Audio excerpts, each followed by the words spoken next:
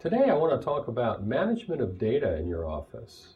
What do I mean by data? Well, I mean all of the contacts in your database. I'm talking about the files that you have in your office. I know that sounds obvious, but it's important to have an organized approach to those two data sets. When I do consultations with our members, I'll often ask for a list of their open matters. Sometimes those lists exist, and sometimes they don't.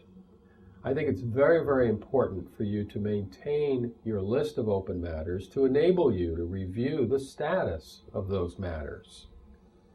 Typically, when you see the name of the file, the fact pattern of that file will jump to mind, and you'll have a sense of what the status is. And I'm talking about files that are more dormant. Obviously, the files you've been working on, you know the status of those. You've touched them today or yesterday or the day before, and so you know that. It's the file that is dormant, that can slip through the crack, lagging action, that can cause an embarrassment or worse for you. So you need a system to be sure that you know what your responsibilities are across all of your files. As for contacts, who are the parties in those matters? You should enter those into a database. I tend to recommend Outlook because once those names and addresses and cross-references to the file are in the database of Outlook, you can do other things with that data. You can do a conflicts check. Outlook indeed is a very useful part of your conflicts checking system. I say part only because your own memory is a part of your conflicts checking system, as well as any database that you may use.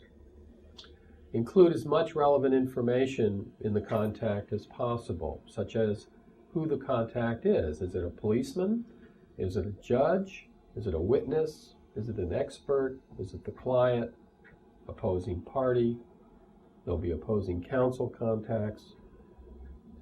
You can also use those lists for business development purposes. Once you've had a professional relationship with these individuals, the RPCs indeed do allow you to follow up and contact them, both verbally or in writing, concerning business that you can help them with and other services.